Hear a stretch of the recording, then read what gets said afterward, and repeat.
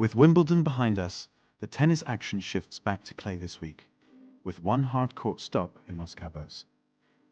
And while all events are ATP or WTA 250s, there are still plenty of storylines to watch and big names looking to build momentum for the rest of the season. In Los Cabos, top seed Andrei Rublev headlines the draw.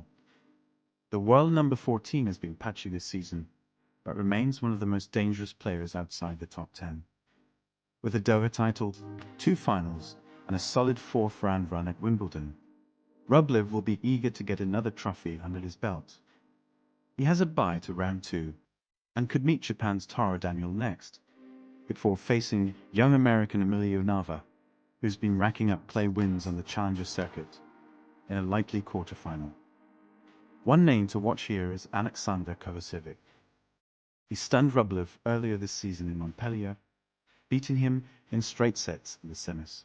If both make it through, a rematch in the last 4 could be one of the highlights of the week. On the other side of the draw, Spain's Alejandro Davidovich Fokina, who's been a finalist in Delray Beach and Acapulco this year, is looking to rediscover form. Canadian Denis Shapovalov is another big name who could use a good week. He's struggled with consistency, but can still beat anyone on his day. Over in Gstaad, Casper Ruud returns to his comfort zone. Clay courts in Switzerland, but he's unbeaten so far with an 8-0 record. The 2021 and 2022 champions skipped defending the title last year, but is back as top seed. After winning Madrid this season and a deep run at Wimbledon, Ruud will hope to keep his clay rhythm going as the tour gradually moves towards the North American hard courts. His first test could be local wildcard Dominic Stricker in the second round. Stricker has shown flashes of brilliance and can trouble bigger names at home. 6th seed David Goffin might stand in Ruud's way in the quarters. The Belgian has had his ups and downs, but has plenty of clay court experience. From the same half, Laszlo Djere one to watch. The Serbian has looked sharper than 3rd seed Pedro Martinez this season on clay, and holds a 2-1 head-to-head lead over Ruud, which makes a possible semi-final clash very interesting. In the bottom half, expect Alexander Bublik to fancy his chances. The Kazakh reached the French Open quarterfinals this year and has strung together good results lately.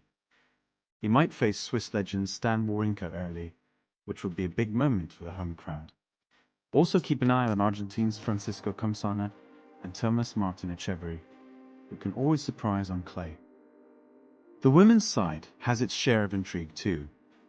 In Hamburg, Ekaterina Alexandrova is the top seed and favorite to win her 2nd title of the year after lifting the Linz Trophy. She's solid on clay and comes in with an 11-4 clay record this season. Her first 2 matches should be comfortable, but the defending champion Anna Bonda could stand in her way in the quarters. 4th seed Eva Lees is her likely semi-final opponent, but veteran Arantxa Rus, last year's winner and 2024 runner-up, could spoil those plans if she rediscovers her form. Maya Sherif is another dangerous floater who's done well at smaller clay events. The bottom half is led by Diana Yastremska, but the big story is Lois Boursin. The 21-year-old Frenchwoman shocked everyone with her semi-final run at Roland Garros and will look to ride that confidence here. She could clash with Tatjana Maria in the quarters and Yastremska in the semis.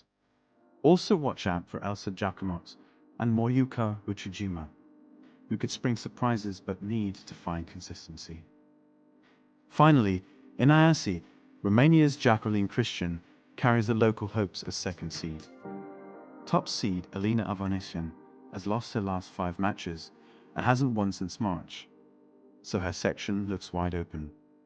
Varvara Gracheva could take advantage and reach the semis from the top, where she could meet Nuria Perez Diaz, who won Valencia last month. Christian's path to a home title may run through Francesca Jones in the quarters and 3rd seed Anne Lai in the semis.